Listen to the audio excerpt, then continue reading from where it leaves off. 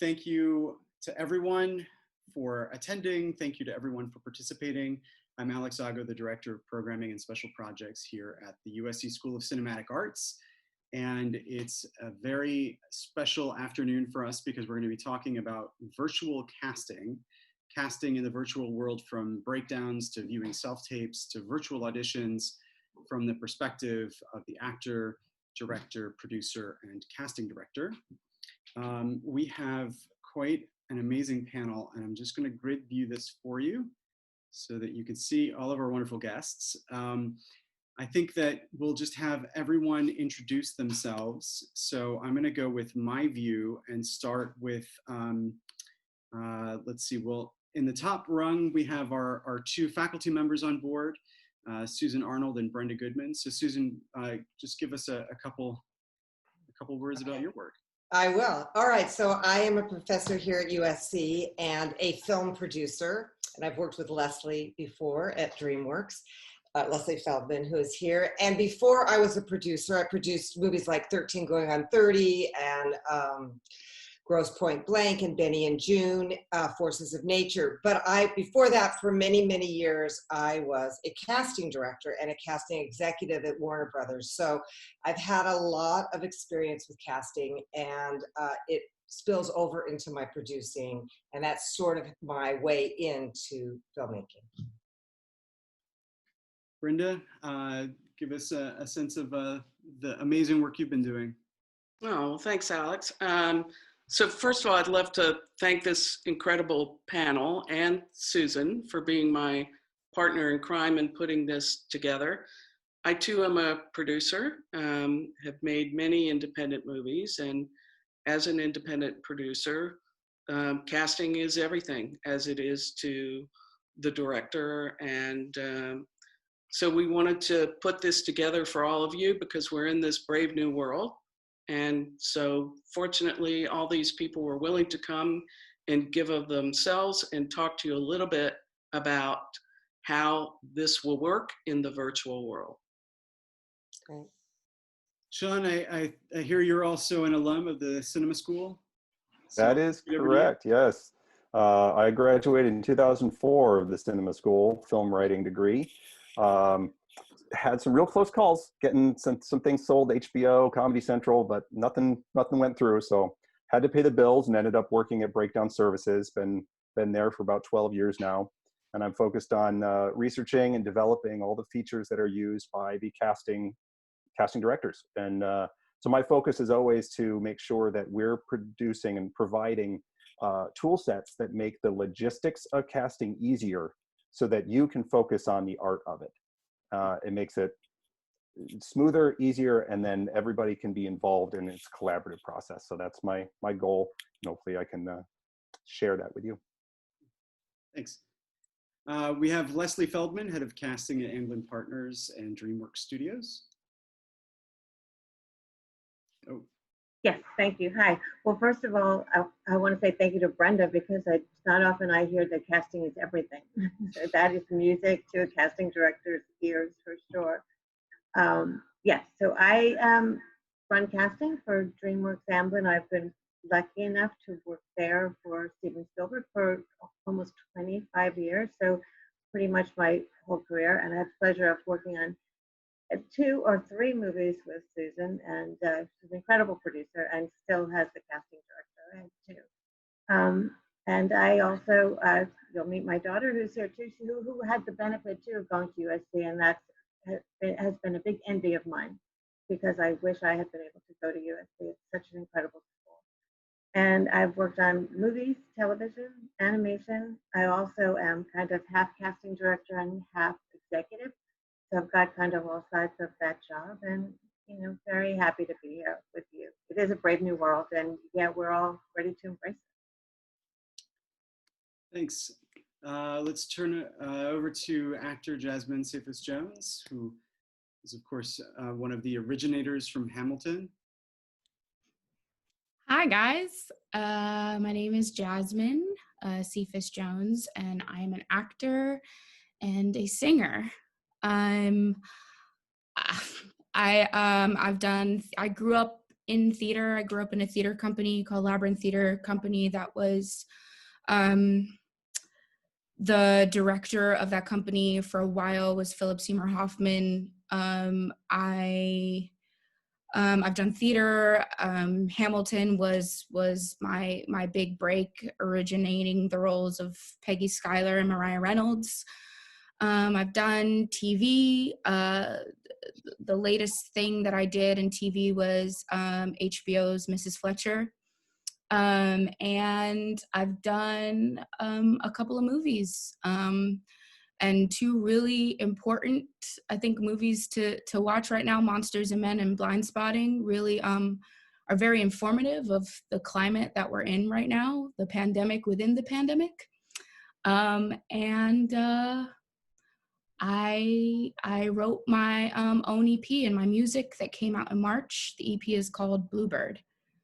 And I guess as an artist, I always try to inspire no matter what I do. Thank you, Jasmine. Let's go over to Gary Marsh, founder and president of Breakdown Services. Hi there, everybody. And again, Brenda, thank you very much for including SHAWN and I and Breakdown Services in this webinar.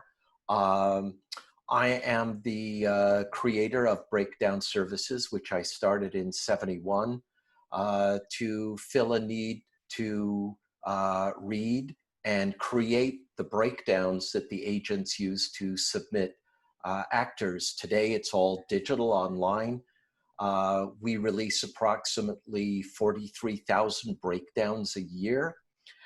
So I think that we can claim the title of having read the most scripts as a company and created the most breakdowns out there. So I'm really happy for us to be able to share that experience and knowledge with everybody today. Thanks, Gary. Let's welcome Laura Feldman in casting at Paramount Television. Hello, I am also a USC grad, 2017. I graduated with a cinema and media studies major. During that time at SC, I cast several 310s and 480s, which prepped me for going to work for an independent casting director named Gianna Brigidi, where I actually met Susannah, was one of the first pilots I'd ever done. From there, I went to go work for Deb Aquila and Trisha Wood, and they moved to Paramount, and they took me with them. I was very lucky. In March, right during the quarantine. So that has been interesting, starting a new job at a new company, all virtually. Thanks, Laura. And our final panelist, Susanna Fogel, the writer-director of Life Partners and The Spy Who Dumped Me, and the writer of Booksmart. Hi, everyone. Greetings from my kitchen. I have been writing and directing shorts into features and TV for, upwards of 20 years, not to date myself. And so I have a lot of experience casting. I've also, done some theater in college. I was involved in the sketch comedy musical. So I have a love for sort of actors who do broader, more interdisciplinary stuff too, just like Jasmine does. And I've also had the pleasure of casting remotely from all over the world. The pilot I did with Laura a lot of the casting was done kind of last minute from New Zealand. So I experienced a Skype audition, Skype test process. I also do a lot of producing. So I'm constantly making little kind of decks and pitches and using actors for like sales purposes in ways that during the pandemic means they're shooting with a phone rigged on a stand in their house, and I'm talking to them over Zoom about how to shoot something. So, and I also know a lot of actors who I've helped make self-tapes. So from both sides of the aisle, hopefully I can be useful and talk about casting both during this time and generally speaking virtually in our new world. So hopefully I can be of help too. Thanks, Susanna. I just want to very briefly mention that we're going to be taking questions from all of you out there And the best way for us to do this is for you to use the Q&A box at the bottom of the Zoom window. And when we open it up, we'll call on people to ask their questions live. So if you're out there and your camera ready, you're welcome to turn on your video at that point. We'll move you into the panelist side, and you can turn on your video and your microphone. If you want to ask a question, but you don't feel like you're ready to be seen by the world right now, just keep your video off and you can use your mic. And if you are unwilling to have your mic live, then just mention that in your question and I'll read it out loud instead. Okay, well, I turn it over to you, Brenda. Thank you so much. Thanks, Alex, and thanks, everybody. I was mesmerized by all the introductions, and I think we're so fortunate to have you all today. Why don't we start at the beginning, which is enticing actors to want to be involved in the shows that you are producing and directing. And I'm assuming that a lot of the attendees today have that on their mind, casting for their future projects. So, that often starts with writing a proper character breakdown. And I'm gonna open that up to, I think, Susan and Leslie and Laura to begin with, to just talk about, how to craft the best possible breakdown so that you might be fortunate to get someone like Jasmine interested in your project. Exactly. I would say that casting, Martin Scorsese says 90% of making a good movie is casting. So I think it's really important to focus on that. And the first step is you want to have choices that work. And that means being able to describe and think about what kind of actors you want.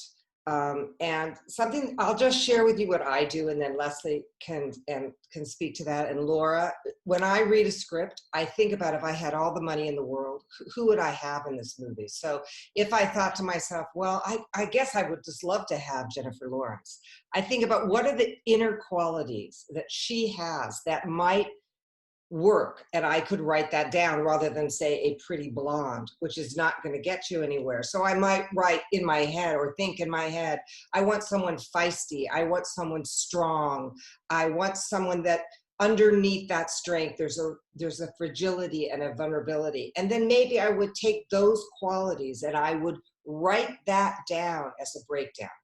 And I would never say a Jennifer Lawrence type, but I would use that to think about what goes on the inside of a character, the qualities on the inside. So that's how I would approach it. Leslie, what do you think? I totally agree with, I definitely agree with that. I think that also when I read a script too, I can't help but immediately start thinking about who I might see in it. And then, but we don't do our own breakdowns. We're lucky enough to send them to Gary or someone to do them for us. But what I think are all those things that Susan said, I think also it just be clear about what you're looking for, but also don't be too narrow about what you're looking for, because some of the best actors I've cast have not been exactly what we wrote on the breakdown. So I think you just give all of the things that Susan said, which is what I was thinking. What are the qualities? What kind of personality? What are the inner things that you're looking for? And also, but also leave it open to some discovery, so that you might be submitted an actor that you might not have even thought of before, a type of actor. And I think that's very important. And I'll let Laura see what she can add. Yeah, I always just think with breakdowns, while keeping those inner qualities, just to be as broad as possible. There have been several examples where we've even changed genders for roles, just because why not? If a man or a woman or can share those similar qualities, why not try it?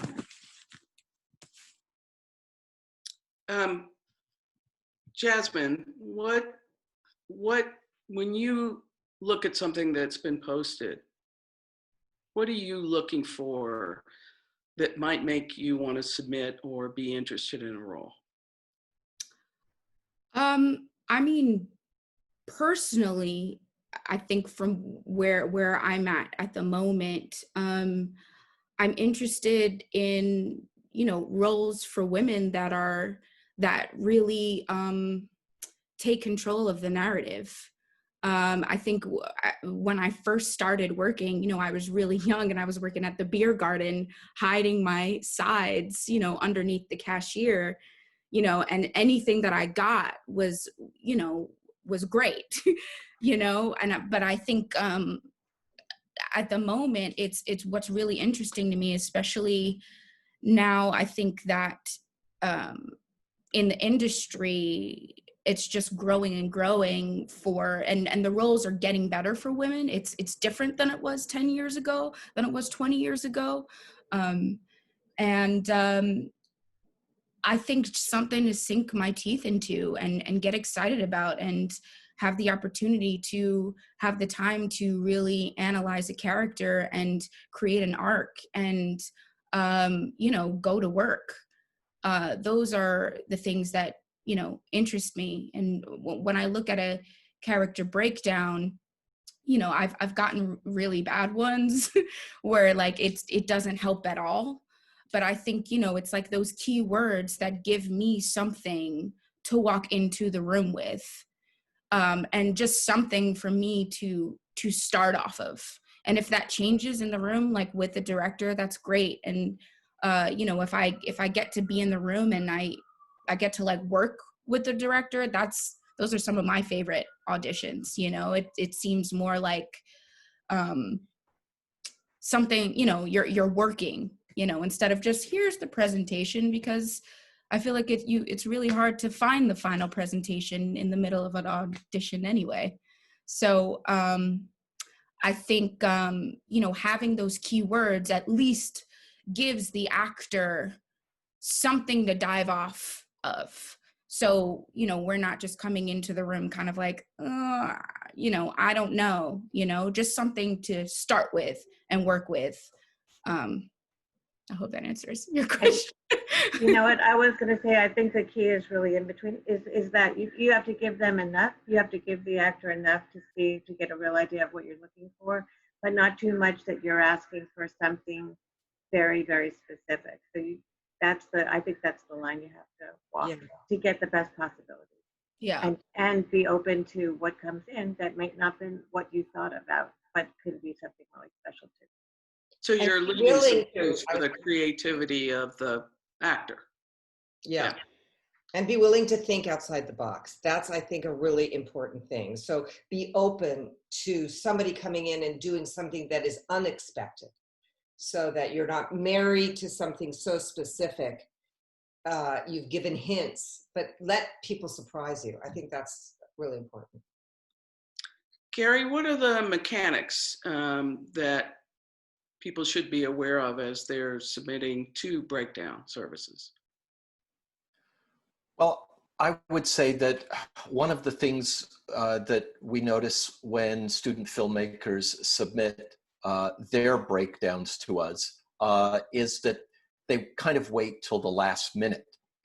And unfortunately, to start that casting process. And filmmakers have to understand that the breakdown is their opportunity to communicate the character and their vision of that character to the actors who are going to be submitted.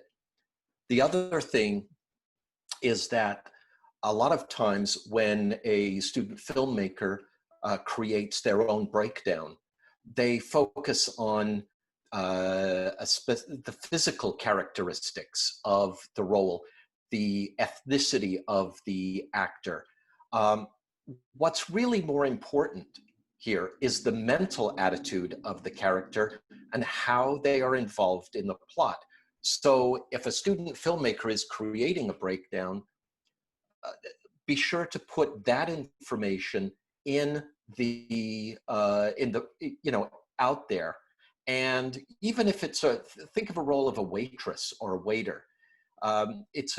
Maybe it's a one-line role, but are they bored? Are they tired in the filmmaker's mind? Are they new to the job? Are they pouring a cup of coffee to a key person in the cast? These are all things that become then attractive to the actor. And instead of getting limited submissions, you get a much more diverse and varied group of submissions. The other thing finally is that when the actor comes in to audition, if they know about the mental attitude of the character, how the character is involved in the plot, they are more likely to give you what you're looking for than not. I think those are the key mechanics that I would want to advise student filmmakers to include. Anybody else want to say anything on this topic before we sort of move on to the next area, which is self-tapes and submissions and how to look at submissions? I would just add real quick that I think there's a level, you have to acknowledge, first of all, that the casting process is a very important piece of the puzzle to creating your vision, and understanding that the first step in that is the breakdown, because that's what causes the submissions to come in and gives you the choices to pick from. And as Jasmine said, it gives the actor something to build off of, and then it becomes a symphony that you can work with that person or that actor even in the audition process, and it makes your project come to life as opposed to it just being something flat. Okay. Anyone else? So let's talk about self-tapes. So I think we should talk about both from the side of, what you're looking for, and that would be, again, LESLEE and Laura, and then Susannah, I think. And Jasmine, for you, what's it like to do that process, and what's helpful for you? So I open it up to whoever wants to run with that to begin with.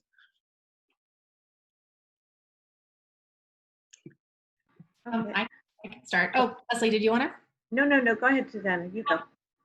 I was going to say that I think the thing that, it sort of depends when you're casting something that's comedic versus something dramatic. Most of what I do has a little bit of both. So it's kind of about just feeling like there is a little bit of a sparkle to the performance, whether that's, I don't care about things being word perfect. It doesn't mean that completely changing the dialogue is like gonna make me think that it will be a good working experience for me. But at the same time, if there's just a little bit of creativity, or you really feel like the person is doing something a little bit unexpected, it doesn't feel as rehearsed, it doesn't feel as coached, it gives me confidence that their instincts would be able to kind of like roll with the punches on the day and take direction and kind of come at it from, it feels a little bit less like they've rehearsed the sides over and over to the point where it's rote for them. It's hard because you can't get the personality you get in the room when you get to just have that little bit of banter with someone before they get into it.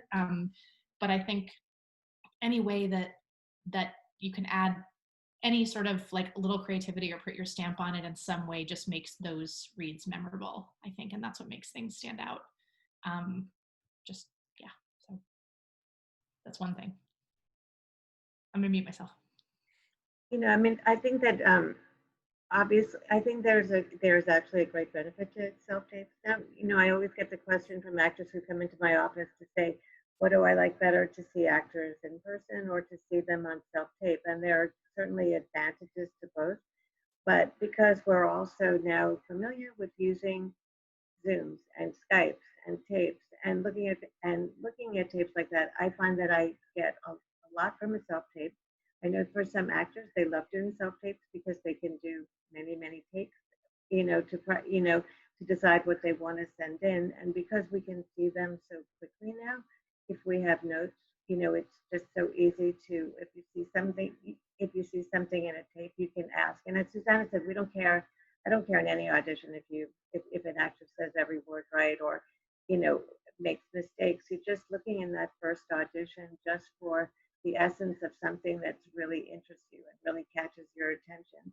And in a certain sense, by by the difficulty of what's going on now that you have to do everything virtually, you also get the chance to much more easily see people again and again if you want to. If you want to work with them more on tape, work with them and tell them to self-tape and come back. And I find that I'm so used to watching them now, and I think you could get used to watching them quickly, that it's great. I enjoy it. And I really like self-tapes when actors provide multiple takes, and I really see a difference in a performance on each take, because that shows me that this actor knows how to take adjustment. So that's what I like about self-tapes too. And I also, and by seeing the actors do different takes, it also gives the director and casting director maybe a new perspective, like, oh, I didn't think of him doing it that way. And so we might not have gotten that experience in the room. You might, but maybe not, because as my mom was saying, there's no really time limit on how many takes an actor can send through on a self-tape. I have a question. Right. Although you don't want to send too many. Although nobody wants. You don't want to see too many. But yes. Yeah. Are there certain things? And this is are there certain things that you look for in an actor that on a self-tape?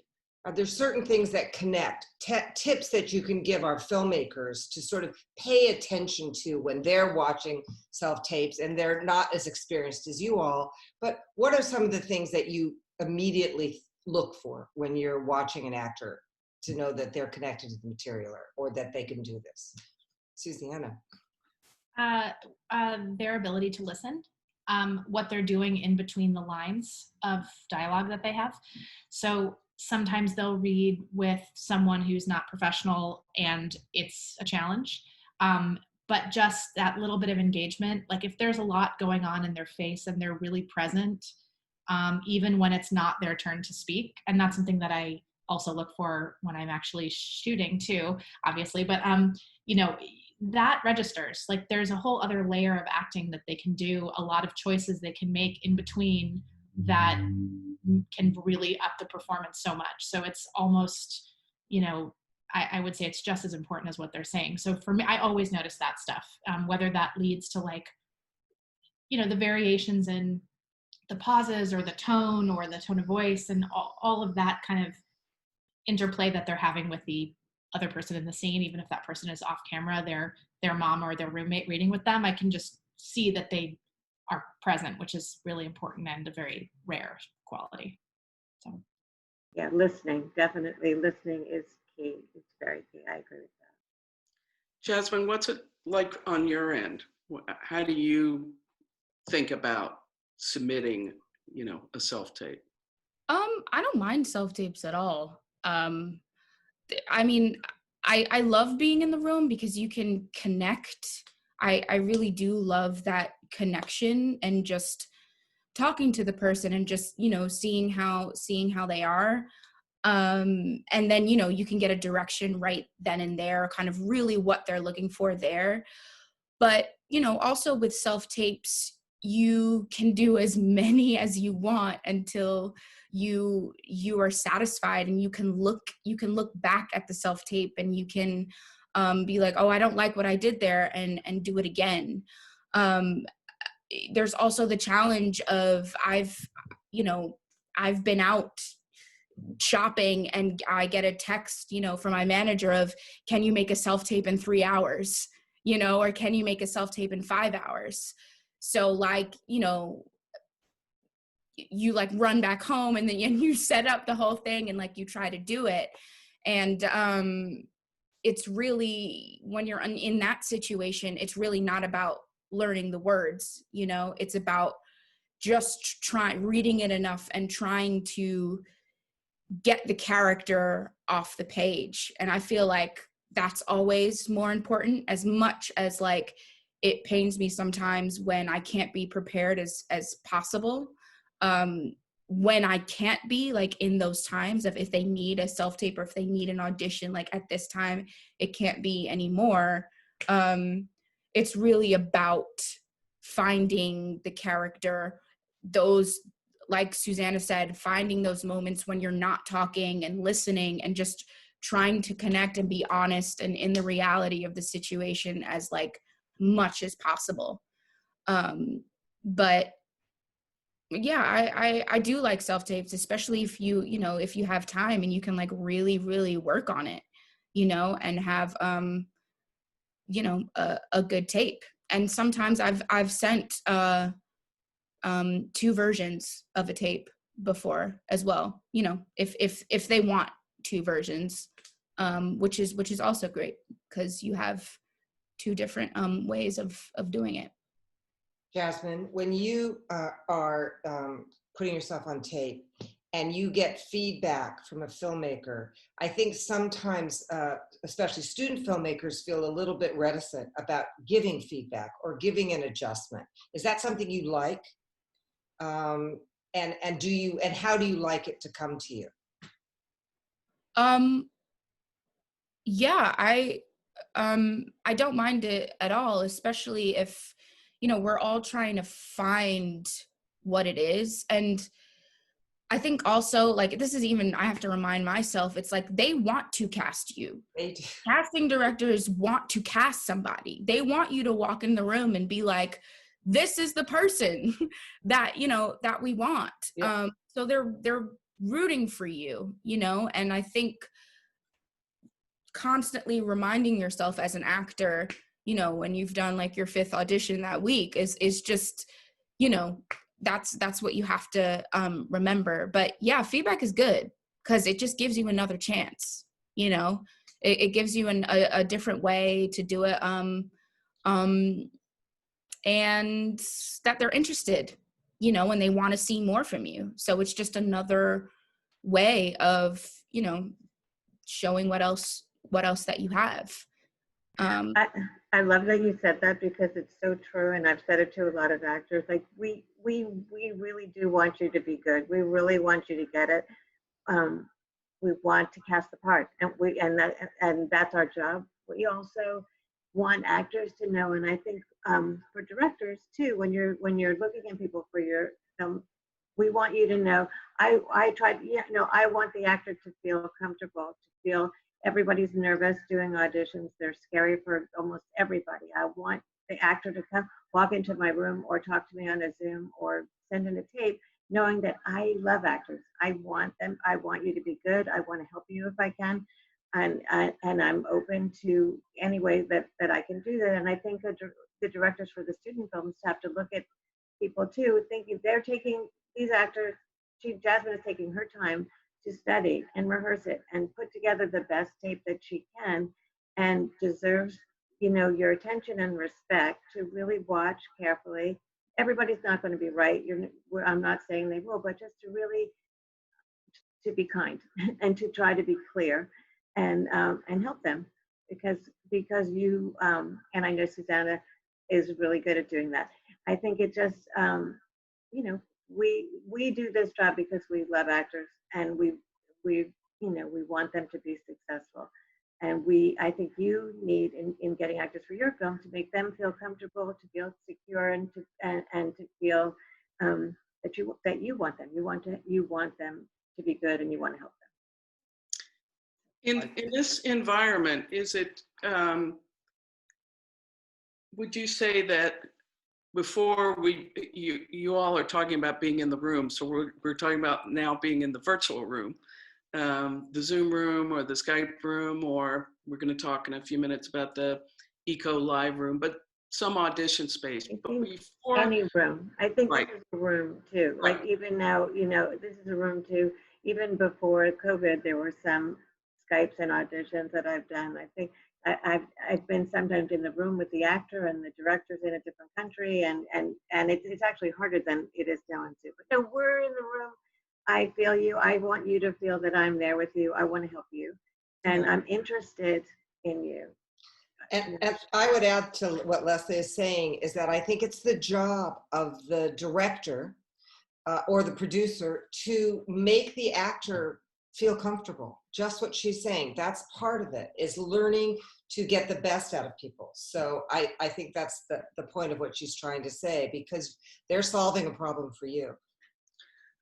But yes, and the question I had, particularly for all of you, is before there's an actual audition, however, it's, you know, when there's a chance for the director and the producer and the casting director and the actor or whomever to be in the same space, is there a preference, Jasmine, that if somebody wants something different, that you create another self-tape, that you get some notes and you get an opportunity to resubmit something?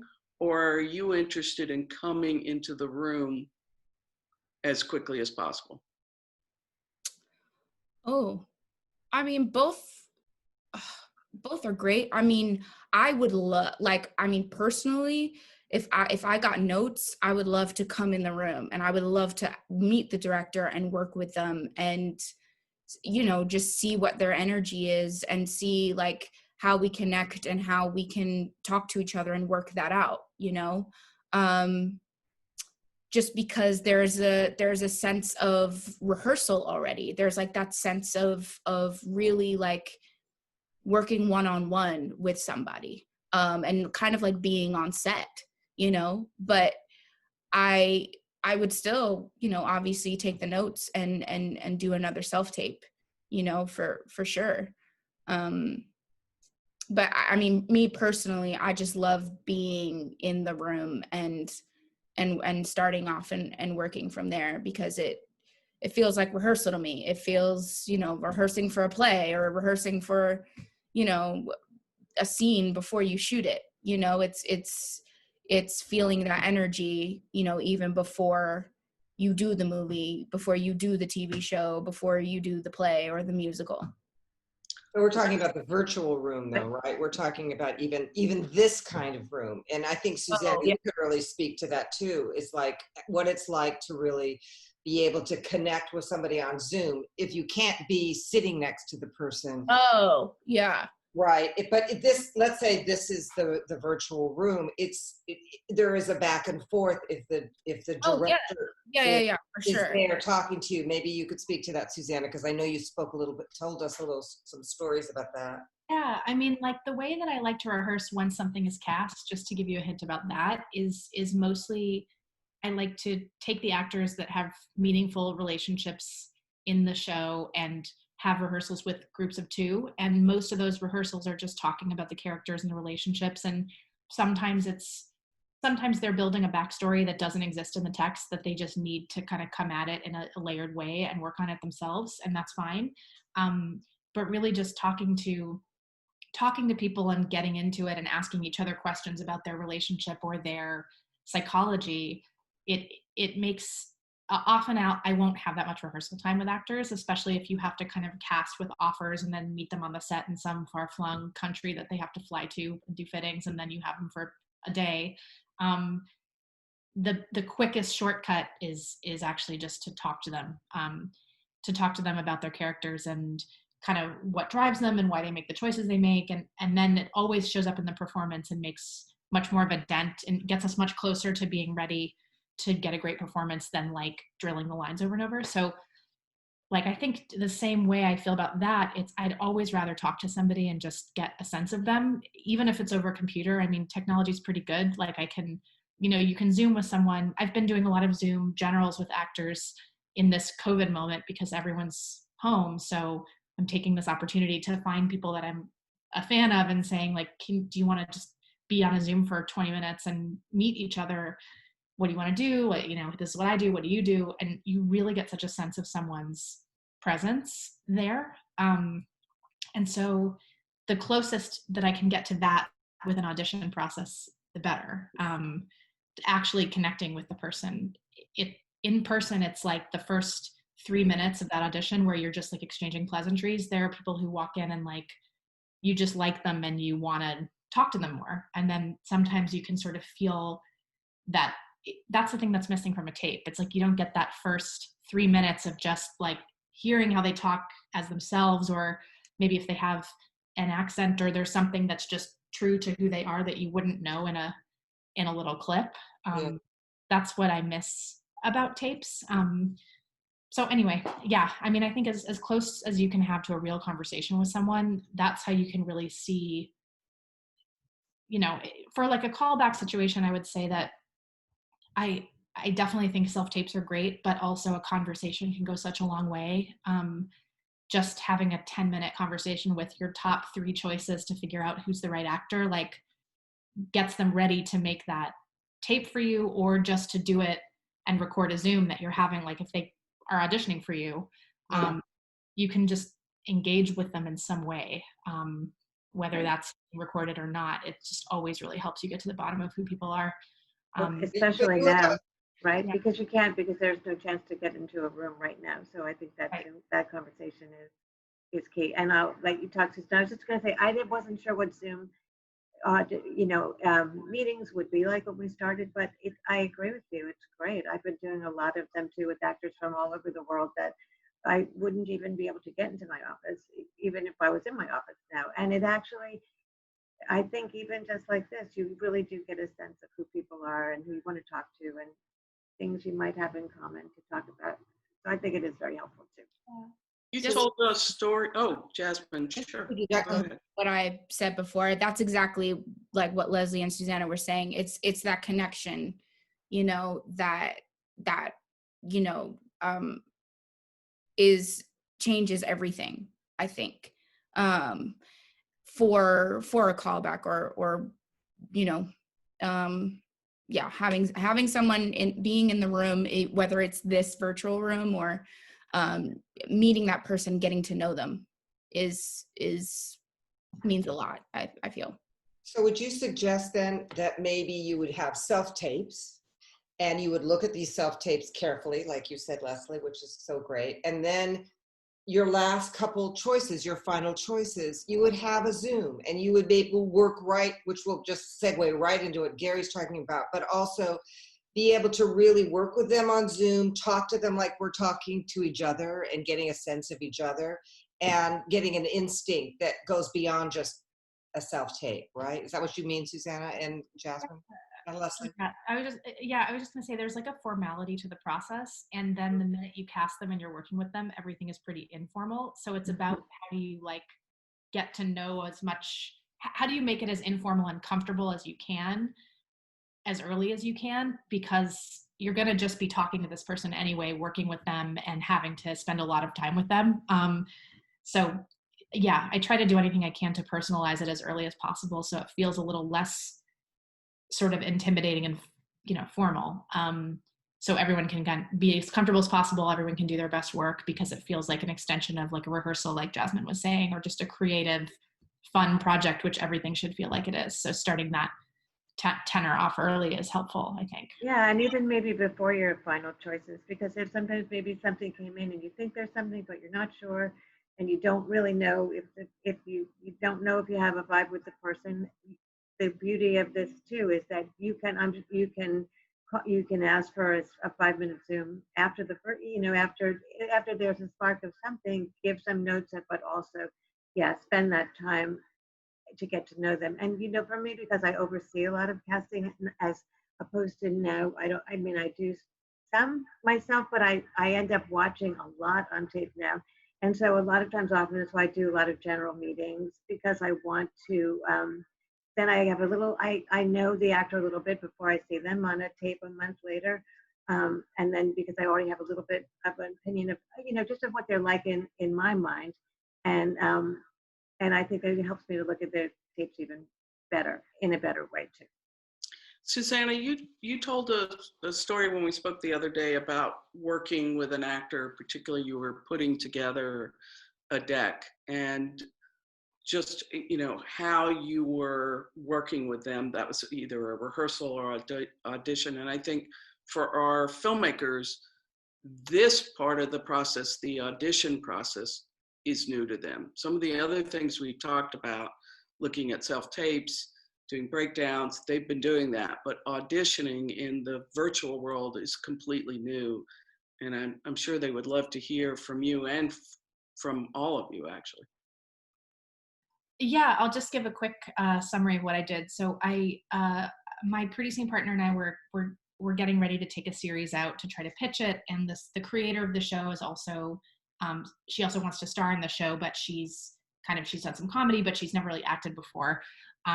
But this is her story. And so part of it is we want to sell the show, but we also want to show that this person can act, which, by the way, I had no idea whether she could act, but I just kind of took the leap of faith. And the way we did it was, and this is something that I think, and I've been reading the questions people are typing in too, and this hopefully this answers some people's questions about how to film self-tapes, how to do things in COVID times so they look as good as possible or get new material for your reel or whatever. But what we did was we ordered just a cheap stand online that had a little a place to just put your phone in landscape or portrait mode. And we ordered a little mic that plugged in. So basically a ring light, a stand, a mic. It's like maybe $150 for all of that equipment. And we were shooting these 2-person scenes over Zooms.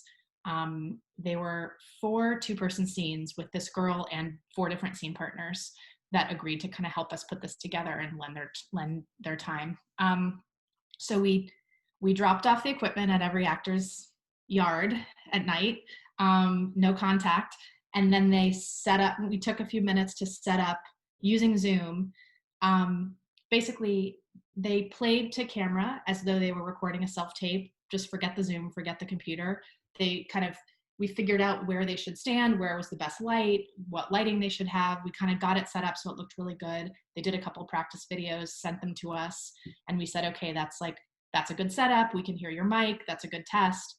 And then we got Zoom going with the scene partners, me and my friend who is an editor, and then my other friend who is a cinematographer, and just weighing in on light and things. And we set the computer just kind of at a frame.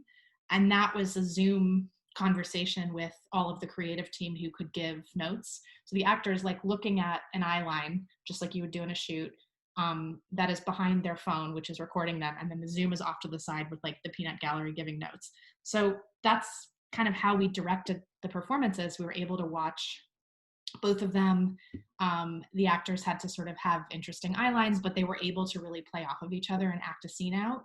And they were recording on their phones. So we were able to get footage that we could cut into a scene. So I think like for us, it was great. I mean, we were able to direct the performances as close as it would have been to being live.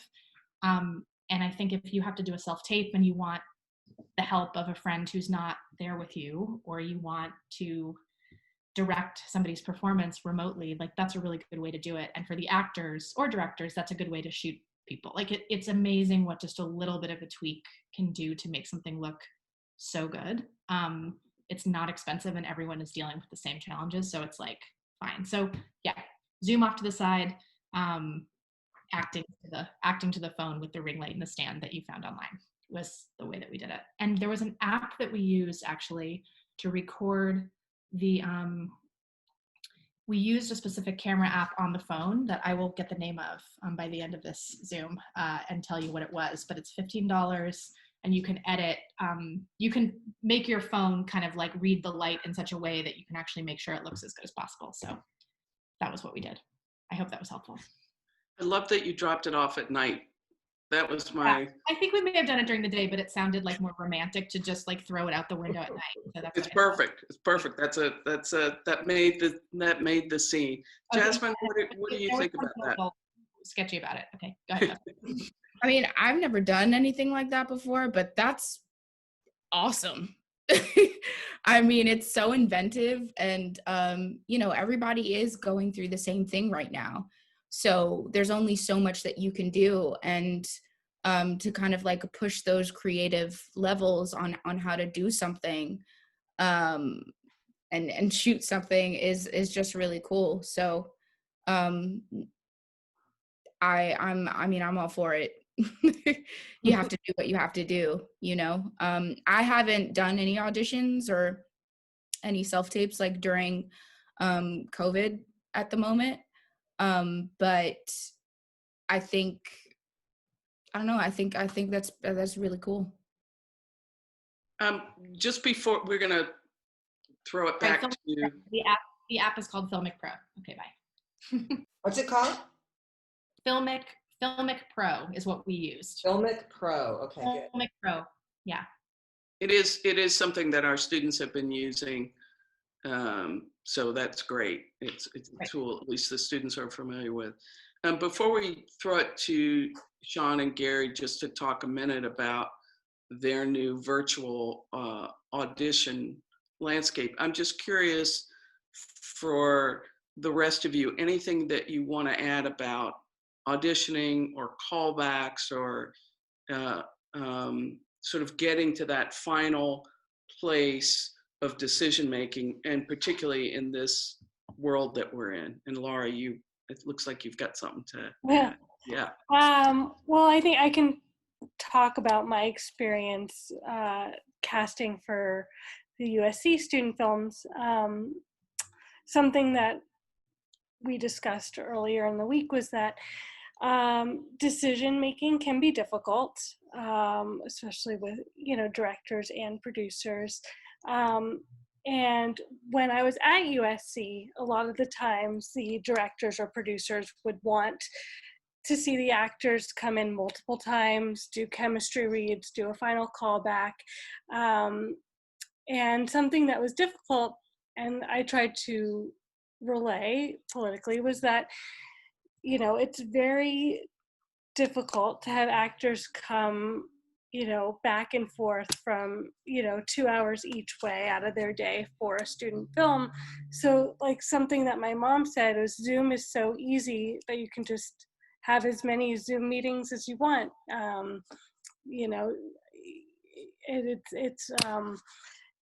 It's actually, it can be a positive thing as opposed to a negative, which I thought was interesting. I have one more thing to say, and I'll say it fast because I know that, yeah. I just wanted to mention that I think sometimes what I've experienced just talking to actors that I know is that it's like they do better in auditions where there's something to do, and sometimes the auditions are just so short and there's so little to sink your teeth into as to even show. And it's like, that if given the part, you could do a lot. You just feel like you're not able to show what you can do in these little auditions you're getting that are just not that great.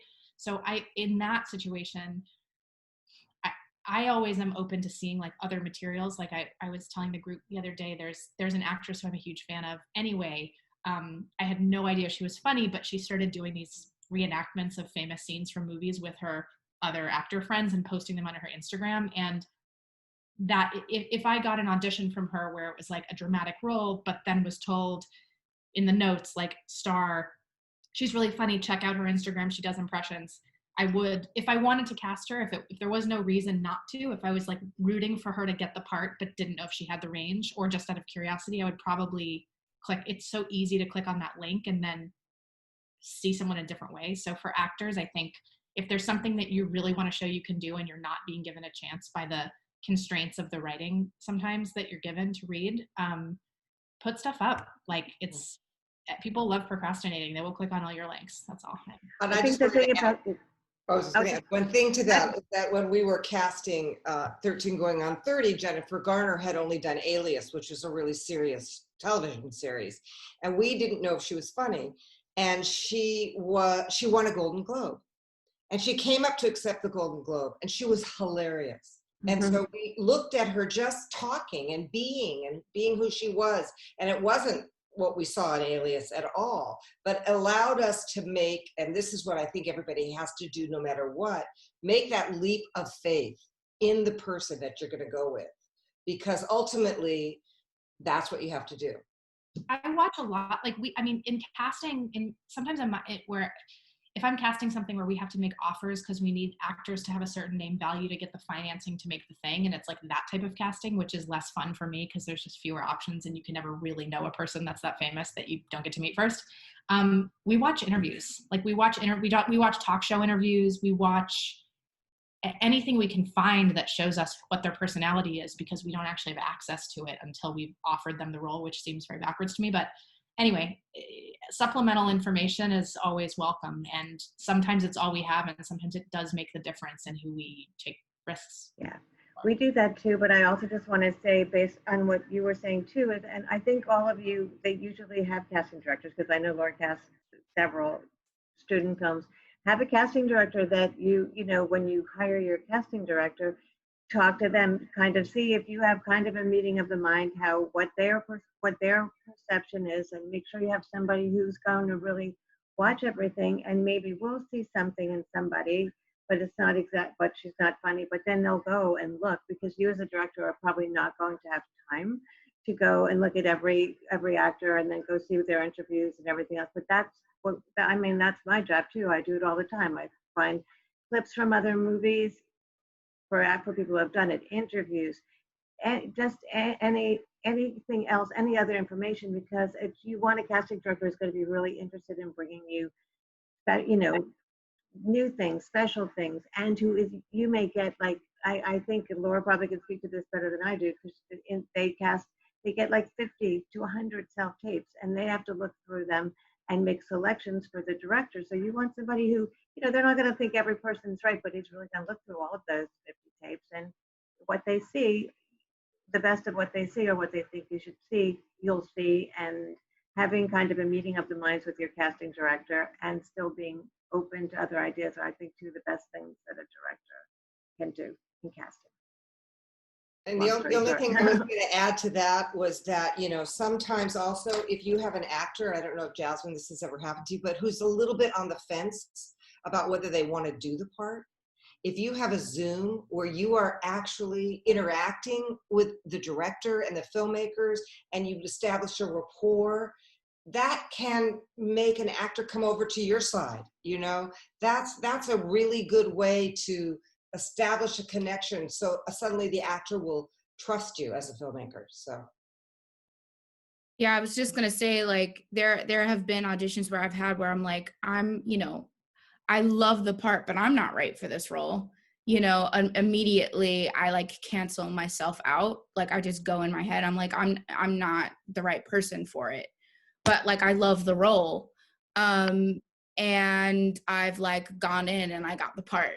You know, you just like never know. And if it's something that you're passionate about and that you really, really like, you shouldn't, you know, stop yourself from doing it, you know, because you just, again, they might see something that they think in the beginning, and then you come in and just change their mind, even if it's like written a certain way in the description, you know, and you're like, this, you know, this isn't me, or this is something that I can't do. I think you should just keep an open mind, especially if you're passionate about the project. And that's really for directors too, because I know some of the students are so many directors, is you need to keep an open mind too. You have to, don't be afraid or ashamed to just say, like, you know what, I was wrong. That person is right. That's a better way to do it. That's something more interesting.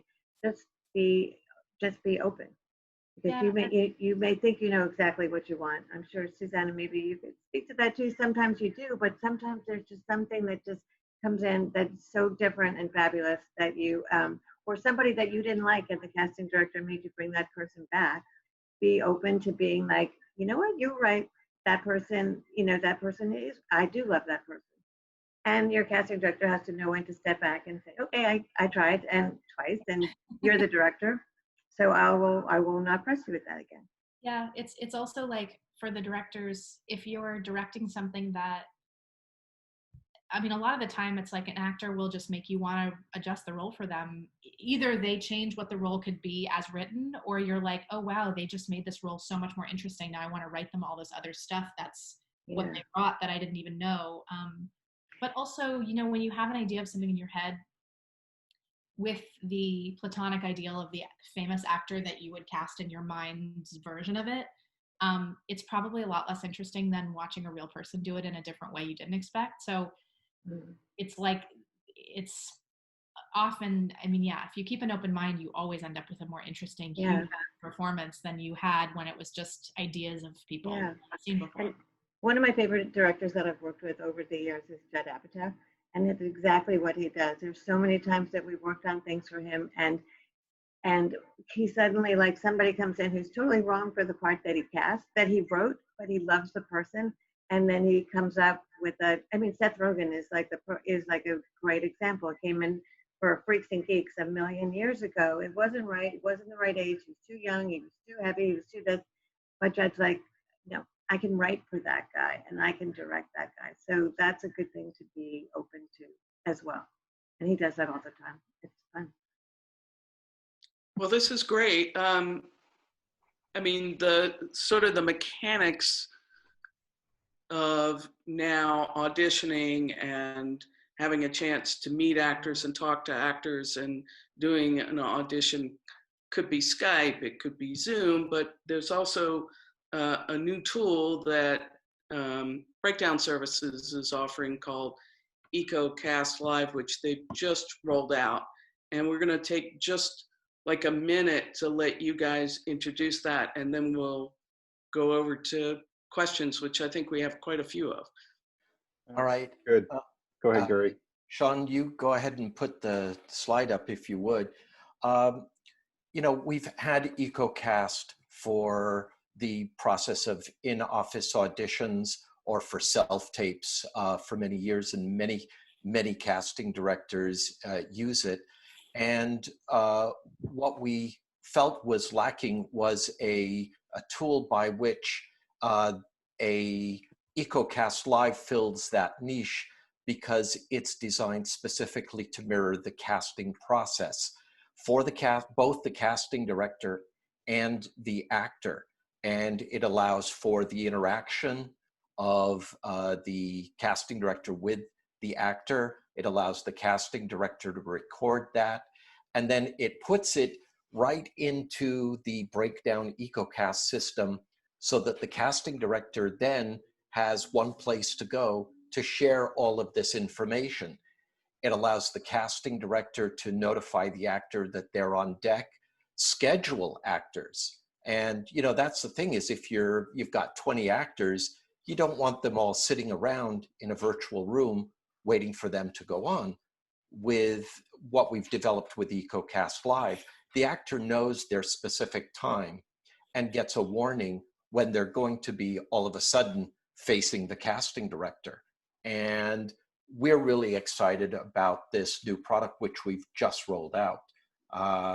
And it's available for the students to use. And as I said, it's modeled after the audition room experience that actors and casting directors are already familiar with.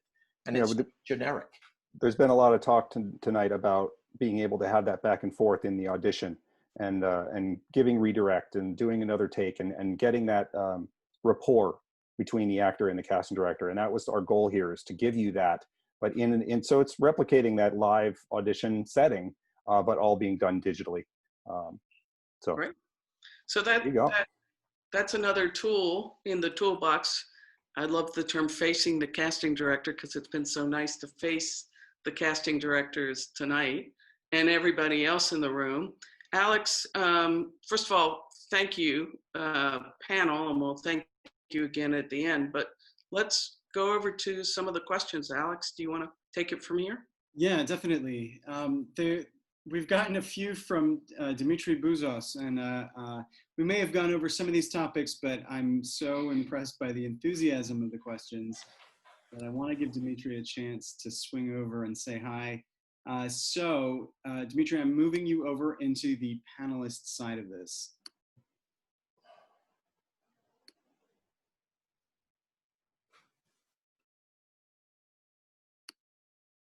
And so if you can, feel free to turn on your video. Hi, I'm Dimitri. I've been asking like 20 questions. Thank you so much for all coming. You guys answered basically all of my questions. I wasn't expecting to talk. I literally am in like my workout clothes. So, but that's the whole point about Zoom, right? It's like, you know, we get to talk from our homes, and I really appreciate you all coming down here. I had lots of Q&A questions, and you basically answered them all. So I was really especially thankful to Susannah for talking about the self-tape stuff, because if you can see in the back, this is all stuff I got on Amazon. I got a ring light right here. I'm putting a microphone in my cart right now.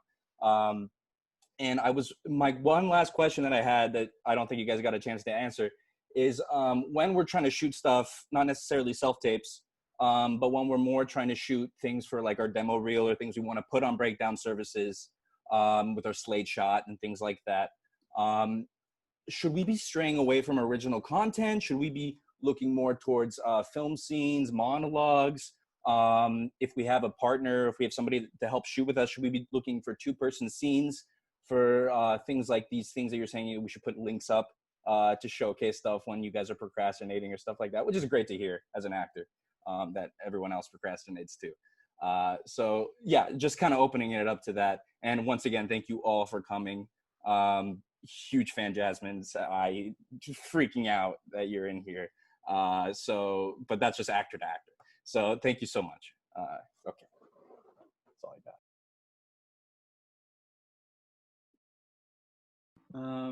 I can answer a little bit. I just wonder, I mean, are you talking about you're not doing any, it's not a particular audition, you're just putting something on YouTube or someplace that you just want to see? So I would say because usually when someone is trying to send me something to really look at for something and it's just like a monologue, it's not really particularly what I want to see. But I think I would say if it's fun and if it's not too long, perfect. That's basically, because while we're looking at yours, there are so many things. I could be watching things, all day long. And yes, this time has been amazing because I've gotten to watch almost every single thing that I didn't have time, that I've been trying to do. But yeah, that not too long and fun to watch. Leslie, how long? It's not too long. Well, not more than 2 minutes, I'd say. Okay, there you have it. Yeah, I would. Yeah, because I guess you could think 10 minutes is not long. Sure. But 20 minutes is kind of short. If it's fun, you can do it in 2 minutes. Do it, because people also do have, when they're looking at tons of stuff, have short attention. Right. I have a teacher who used to be a casting director as well, a professor named Dan Shaner, and he showed us, he did a little thing for our class, the business of acting class, showing what casting directors see, and it's just a huge page of 150 headshots, just clicking through. And a big thing that he said was, you can put content out there that's short, that makes you stand out, but you have to be able to stand out on that page of 100 thumbnails. Especially when you're first starting out. So I really appreciate that. Thank you. One of the things that I would say is that try not to do material that is well known. Most casting directors have seen every film. And if you're doing a famous scene from a film, the instant comparison is with that film itself and that scene. Try to do original material and different material. That would be my suggestion. Okay, let's go out to Elizabeth Stenmoen. Elizabeth, I'm going to move you over now.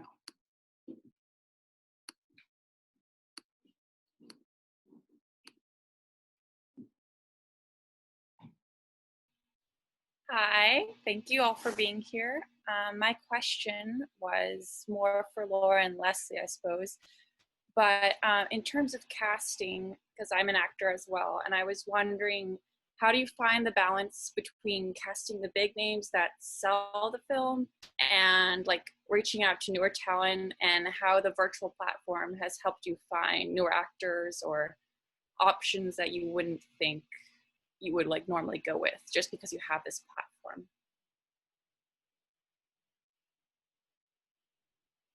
Hi. I have to say I've really been enjoying the college showcases. I think they've been really great. And being able to take the time and really actually look at all the showcases, having that time. And in terms of kind of finding bigger names versus, new talent, I think, unfortunately, it does kind of, a lot of the time it comes down to how are we going to get this movie made? How are we going to get it financed? And that usually will take the bigger names. And then once we kind of get those bigger names involved, then we can start really looking for emerging talent.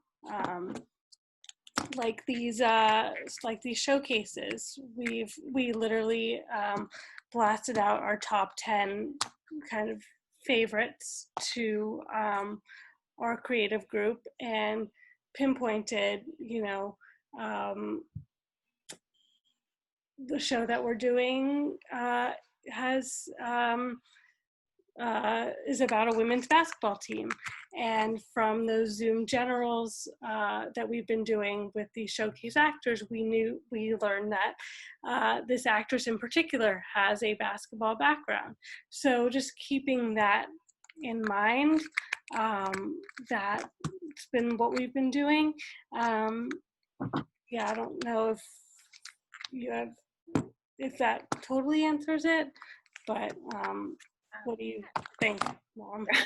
Yeah. I think too, just like, the best thing that you can do as a young actor, as a starting out actor, is get a small part in a movie with a good director, or a TV show with a good director. Just get to watch somebody working and just learn. And yes, for almost anything to get made, for many things to get made, it has to be an actor of a certain level, probably, to star in it. But there's so many great directors who there are, like, small parts, things you could do. And just to be on a set with anyone, with a Susannah, with a starting director, with, all the way up to my boss, who, people have said they've worked on Steven's set for one day, and it was like one of the best experiences of their career, and how much they learned. And not just from him, but from watching the other actors and the DP, and just really learning. So just, start small, because it's less risky, and and you just take the time to learn. And I'm sure Jasmine can say something about that too. And I know the people that choose work with you learn from everybody that you work with, and just try and work with really good people, and hope, and on a good script, Right. even if it's 2 lines. Yeah, thanks.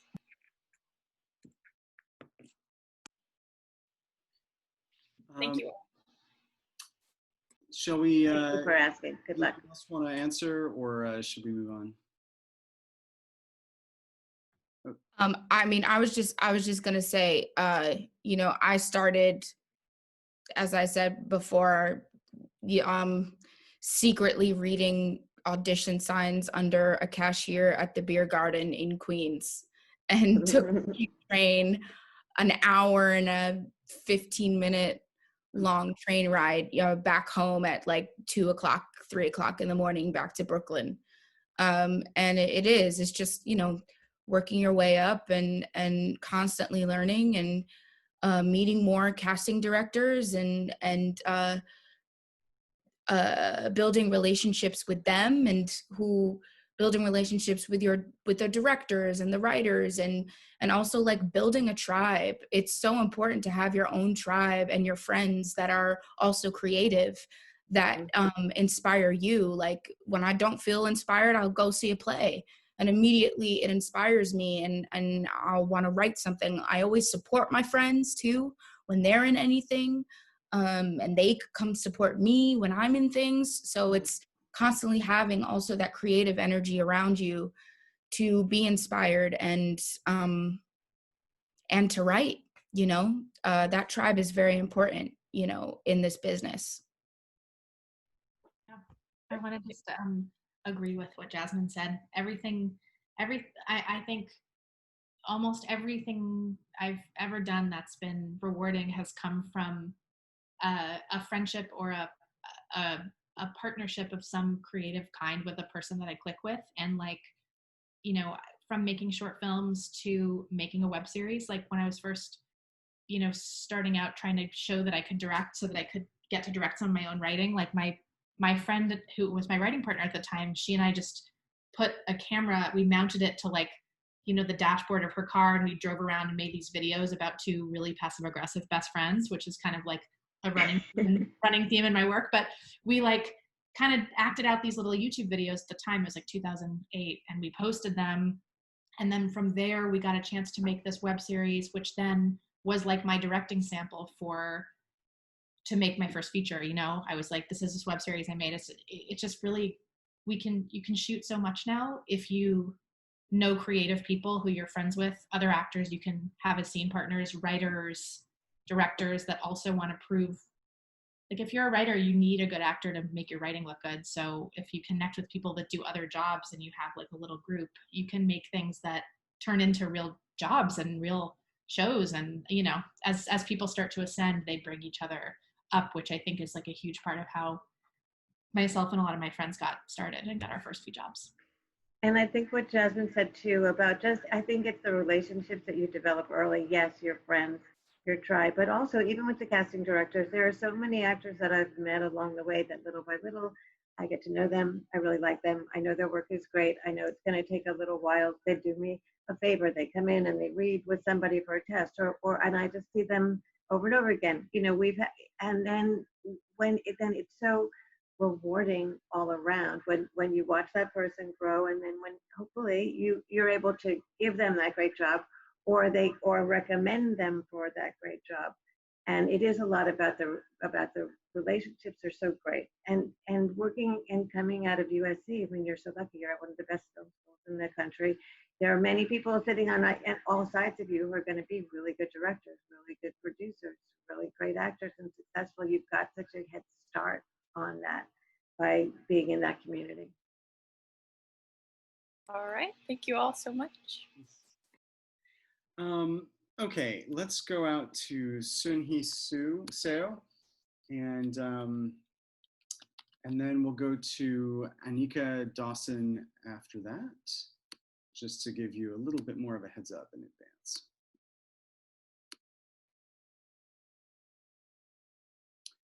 I should also say that Sunhee has 2 accounts here, so I might have to switch them both over.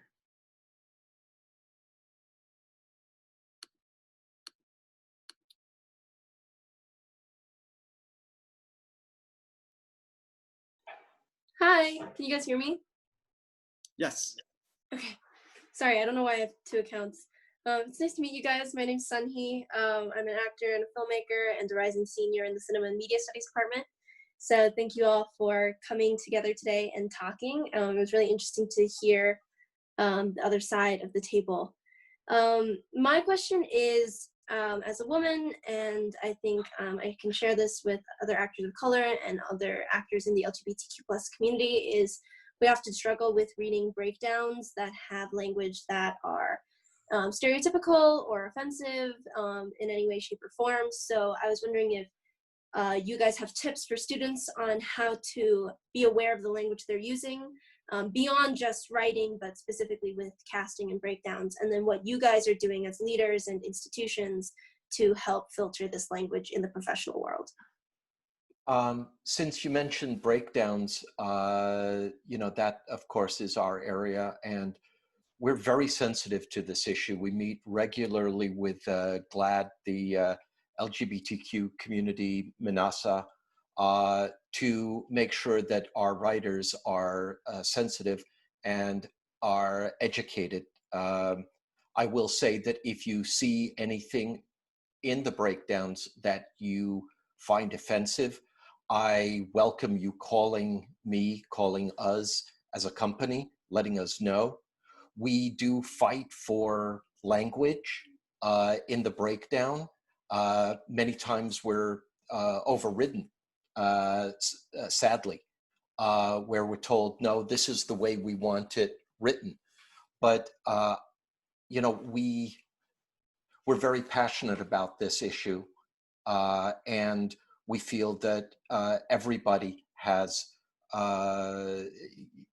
you know, it's so frustrating. I've got to say, it's so frustrating because the breakdowns which we put out there, we're the messenger, and we want the language to be correct, and we read scripts, and the language that is in the scripts, we try to use we try to change it, and we try to be respectful.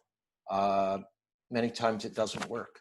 But again, please call us if you see something. It's really important.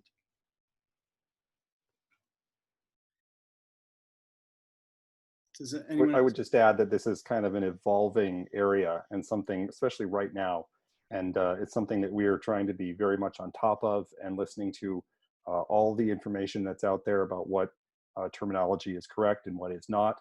And we're trying to stay on top of it, like I said. So like Gary said, let us know, and we can then continue to grow and evolve as well.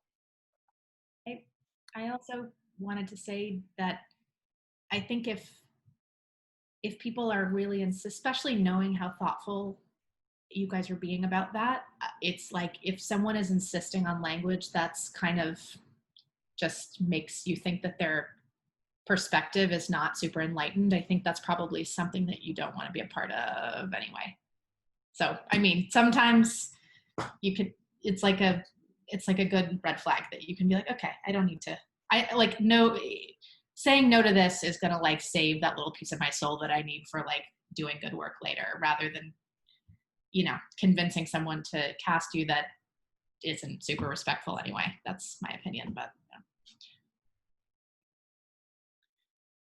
yeah. Okay, so let's go over to Anika, and after that we'll invite over Tiffany Lynn. Thank you, guys.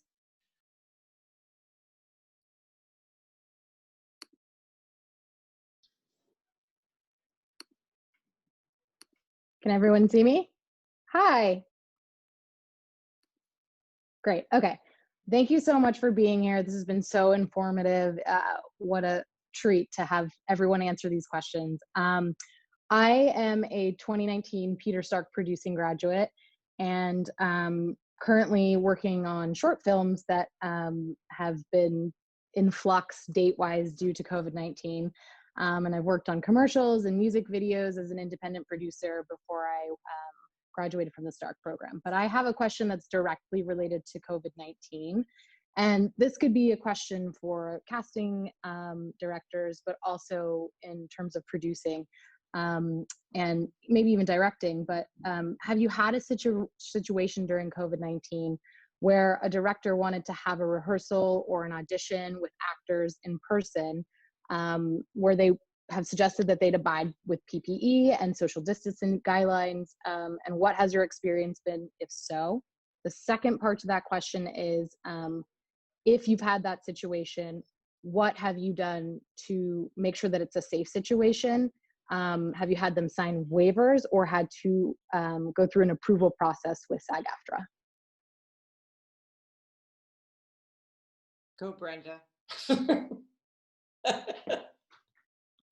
mean, I'm going to say, like, we have not done one audition or anything during this situation. We wouldn't do it. My studio wouldn't do it. I wouldn't do it.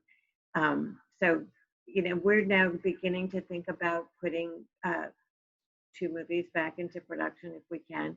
And the list of the protocol and everything, the pages that we've been reading through are like this thick. Also like this, you know, it's just, anybody who wants you to go in to do an audition like that now, no, it's ridiculous. No, it's hard enough for us to even try and figure out how we can actually get actors on a set who can safely work together right now. And everybody that I know at all the studios and the networks around in town have not, I don't know of anybody who's done anything in person or would do anything in person yet. Yeah, I think, you know, first of all, you're a producer, and, you know, we all have to put the well-being and safety of everybody we work with first.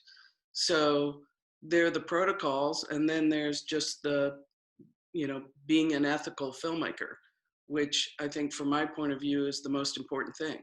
So I'm going to do anything possible, as I think the whole panel is, to make sure that everyone is safe, that we follow every guideline we possibly can.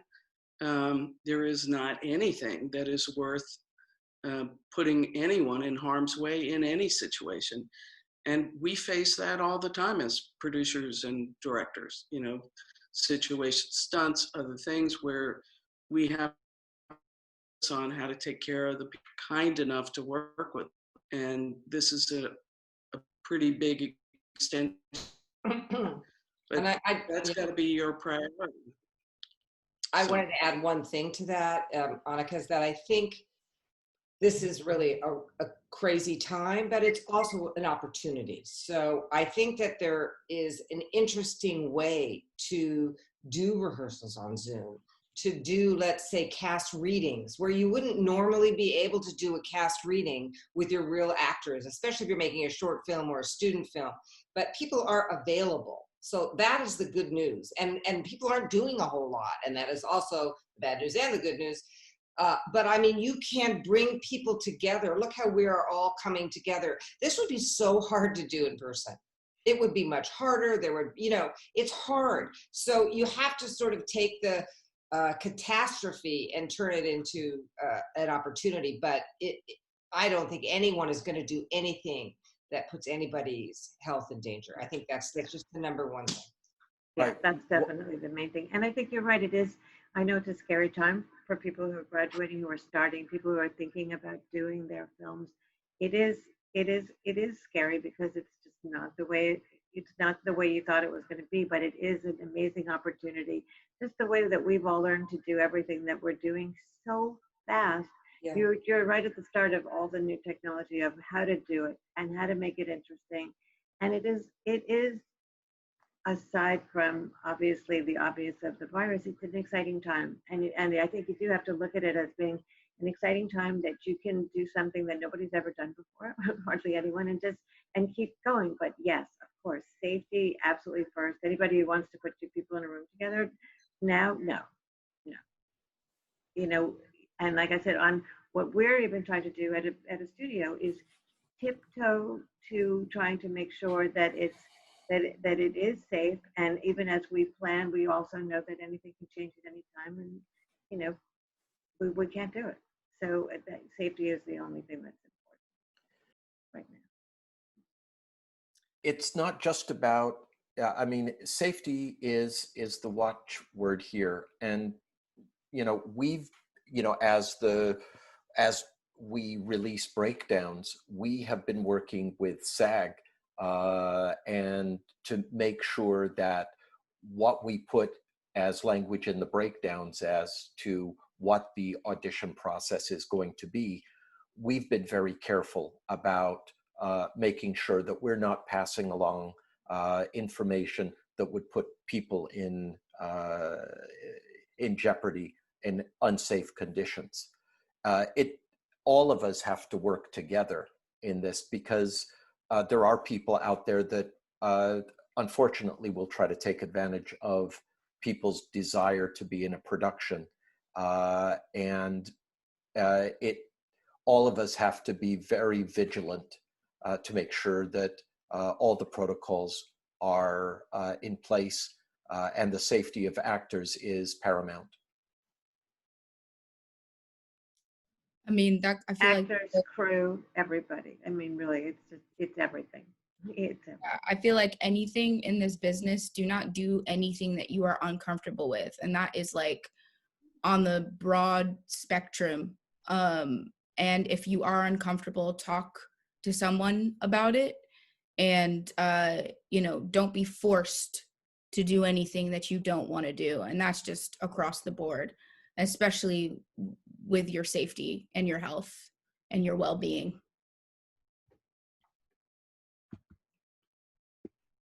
Thank you. Okay, let's go over to Tiffany Lynn, and then I'll call on Cameron Kostopoulos.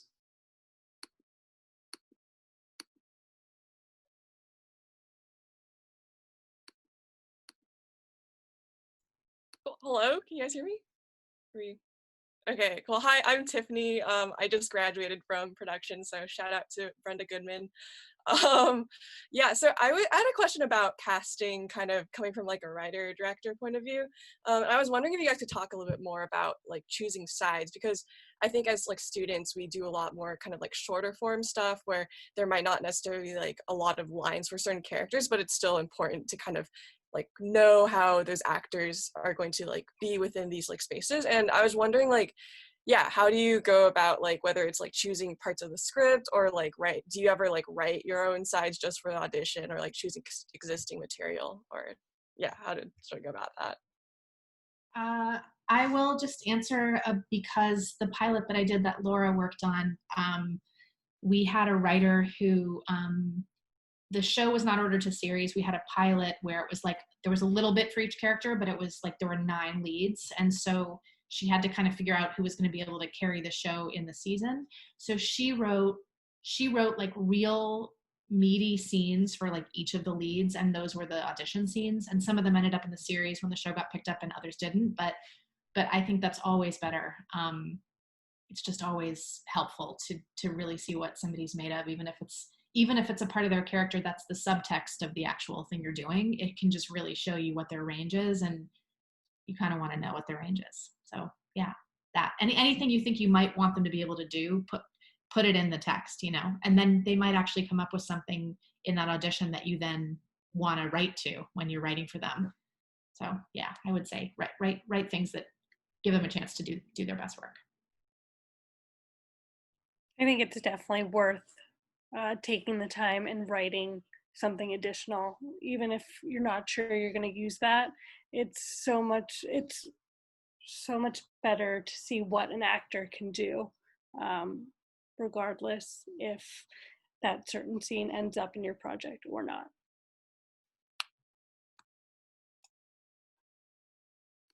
Cool. Thank you so much. Okay, let's go out to Cameron Kostopoulos, and then we'll go over to Yeonjin Lee.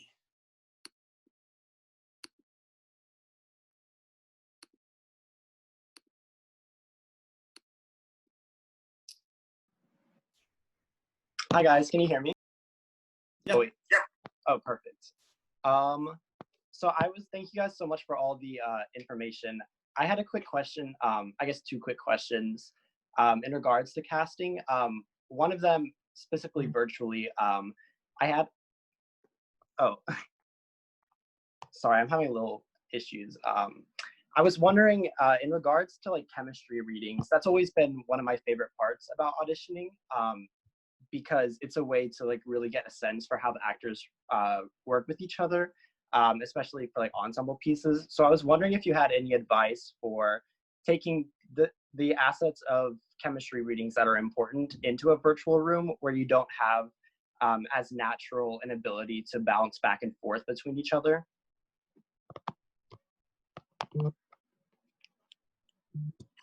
You know, I would think, I mean, it's not that easy to do, but I have noticed, also, as Laura said she did, I watched a lot of the, you know, the graduate school showcases, and I was amazed at how well some of these actors did being in 2 different apartments, doing a scene together, and actually felt like there was a real connection to them.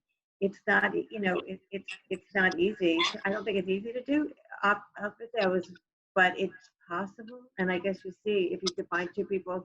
I think, did you guys have a Susannah and Laura? Oh no, was that Laura on a movie? Wasn't there something that you?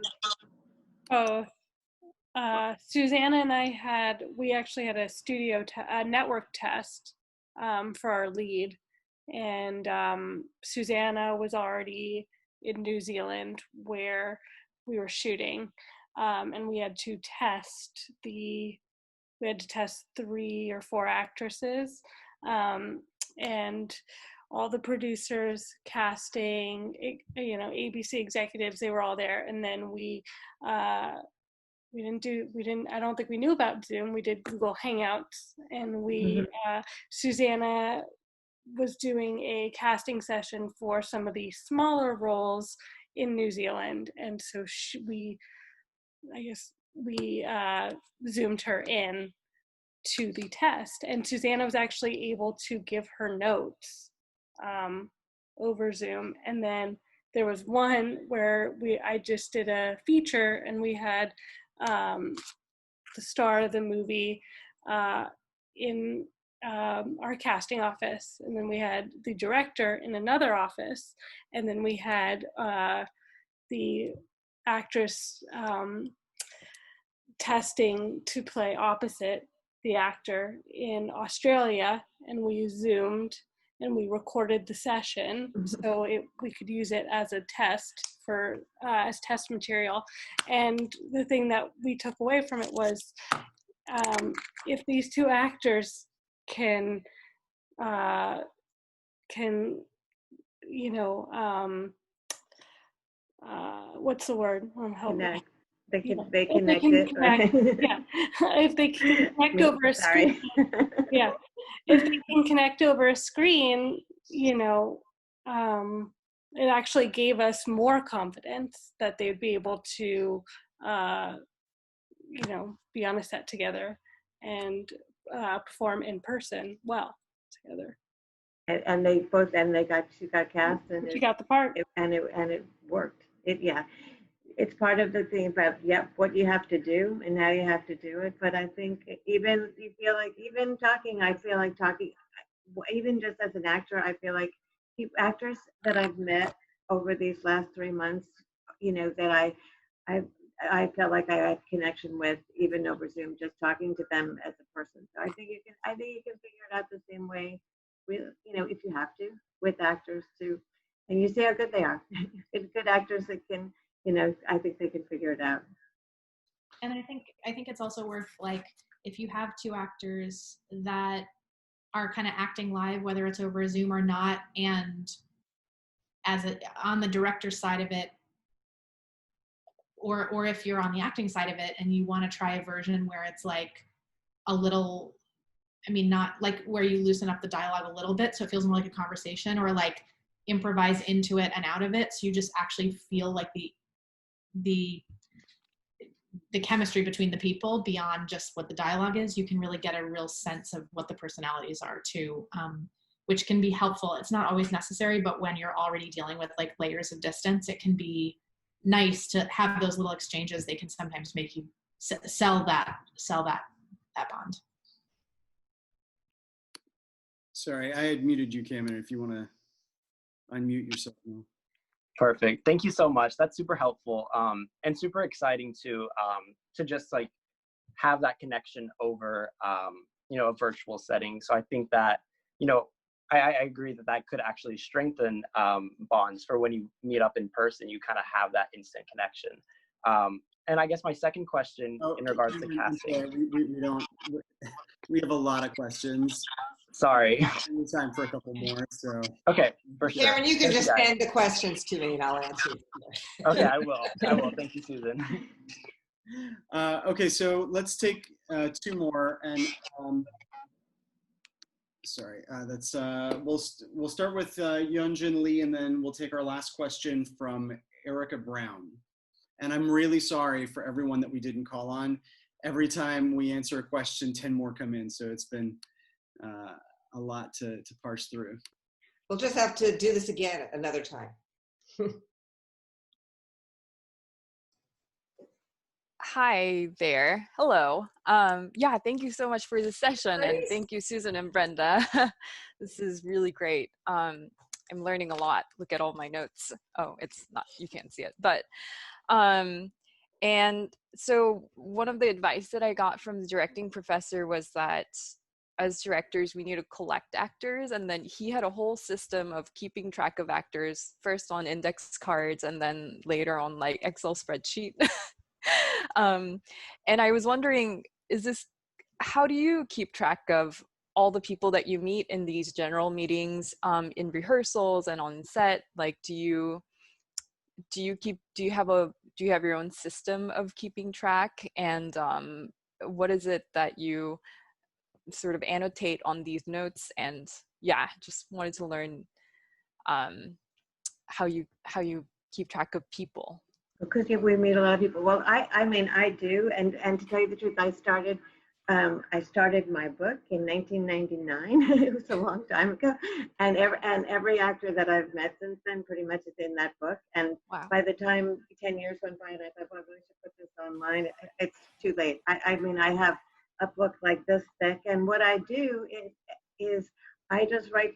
I write down, a little bit of my impression of them. I write down something about them that might make me hopefully just really remember them, and just write it in a way that only I can read it too, because I've been doing it. I've had this book for 20 years, and the most fun thing is when I go back to and look over notes when I see somebody who I met 10 years ago and I see where they've gone or when they come back and meet. But I've met thousands of actors. You have to write it down. We used to, and actually Susan probably knows this, we used to take Polaroids. We take Polaroids of people and have a picture and put it in. And I have 2 boxes of Polaroids that my assistant keeps threatening we're going to make a book of, because it has everybody in there from Matthew McConaughey and DiCaprio and all of these people, and on their Polaroids, like when they were starting. So yeah, you meet too many people in our jobs. As much as I would love to say I remember every single person that I meet, you can't.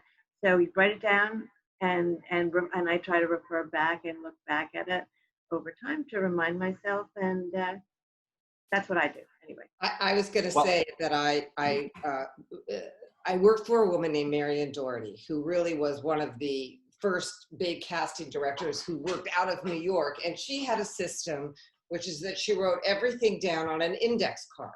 And she would write their name and handsome, looks like Dustin Hoffman. And you can watch a documentary called Casting By, in which she talks about how she wrote everything down and how she shows you, and I've done this in a PowerPoint, Grace, you've probably seen it, where you see the index card for John Voight and what she writes about it. But one of the great joys of stopping casting for me was that I didn't have to have a notebook by my bed. And every time I would watch anything, any film or television, I'd have to write down the little parts and who they were. And I was so happy when I was able to never do that again.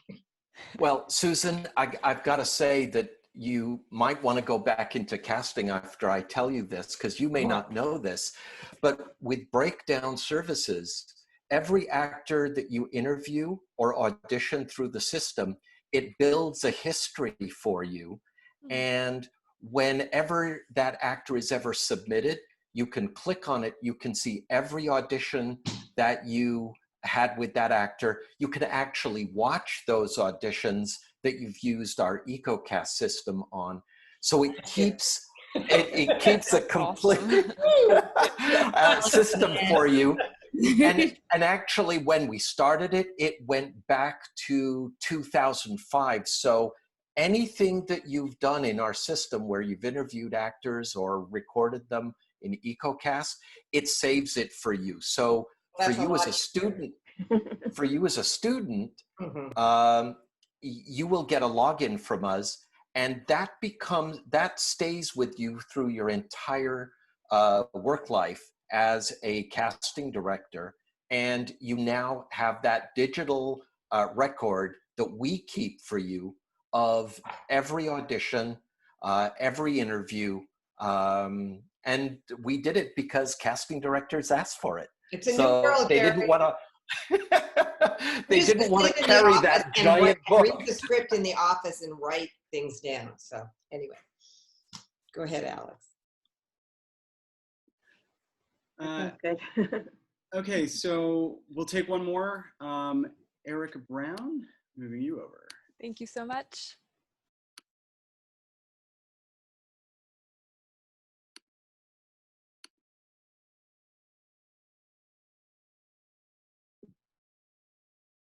Hello? Can you guys hear me? Okay, nice. Hi! That's so funny. My heart started beating so fast because I was typing a bunch of questions, but I didn't think that was guaranteeing me screen time. So hello, I think that this has been great. Thank you guys all so much. Gary, congratulations on starting Breakdowns in '71. That's amazing. What a website. Shawn, that's sad to hear about your writing failing, but it wasn't a fail, but I still say go for it if you still have that passion.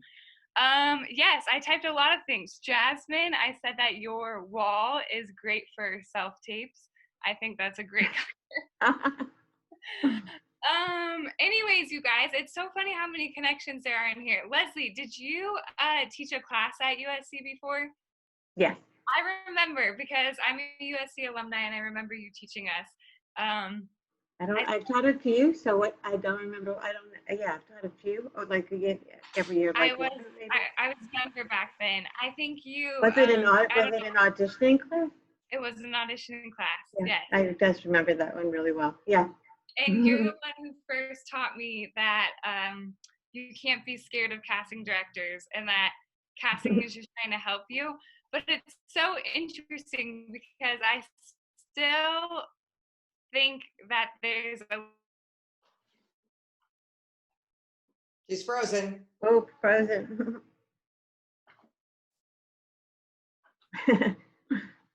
Oops, I was muted. Uh-oh, poor Eric, we won't know what she's still thinking. She's got a probing question that she'll get to us. Am I back? Oh, Yes, you're back. You are back, Erica. It'd be good to get to your question. Okay, so my question is, I would love to set up a general. I have a few shows on my resume.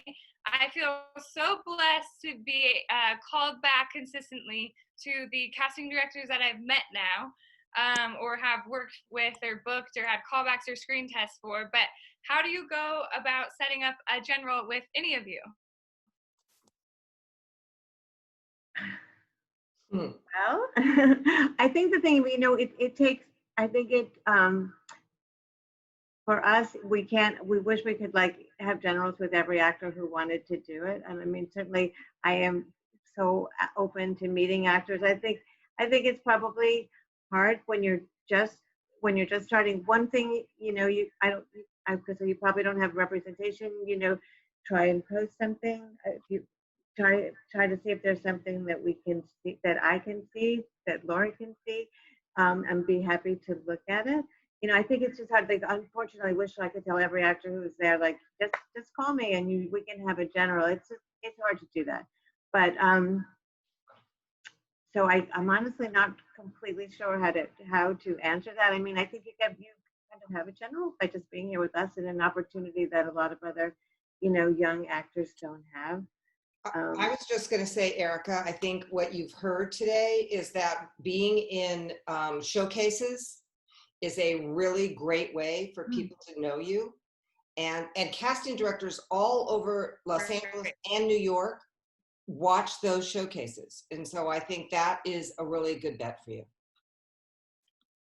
Okay, awesome. Yes, I am represented by Luba Rockland, and I have Good. If you're there, if you're with Luba Rockland, they know how to find me. So you should so do that. Yeah, Okay, awesome. Yeah. Thank you for this time, and thank you for everybody's wisdom. So welcome. Yes, I think, Alex, should we wrap this up? Yeah. Can I say one other thing that we didn't get to talk about tonight, and I just want to say briefly to everybody out there, is that obviously the world is ever changing, hopefully in really good ways right now. And the most important thing that you can do, the best thing that you can do, is just be open about who you're casting, who you're working with, who you're directing with. Just be open to all of the opportunities that have sometimes gotten lost in the past. It's a really crazy, amazing time. COVID, yes, but everything else that's going on too. And we have a really big opportunity now to make a difference. And I think we have a really big responsibility to do that too. And you are all the young directors and producers starting out. And I just think take advantage of it. And there's so much, it's such a good way that you can make a big difference in the world. I'm trying to do that. I think we all really have to be very conscious of doing that too. Well, I can imagine a better sentiment to go out with. That's so beautifully said, Leslie. Thank you to the participants. Thank you to Alex, and thank you especially to the panelists. It's been fabulous. You all were wonderful. And thanks to everyone for joining us. And we're all going to tune in to Jasmine on Friday. I can't. I know. We can't wait. Plus is going to go like off the charts. So grateful to you guys. Thank you so unbelievably much. Everyone that got to be a part of this, we're just lucky to have you. So we really, really appreciate it. Well, we appreciate the chance to do it, and we're happy to help. It's Thank great to see you. guys so Thank much. you, Jazz, Thanks and again. Susannah, so much, Thanks, and Sam. Laura Thank you for to doing everybody. it too. Okay, have a great night, everyone. Thank Bye. you. Bye. Bye.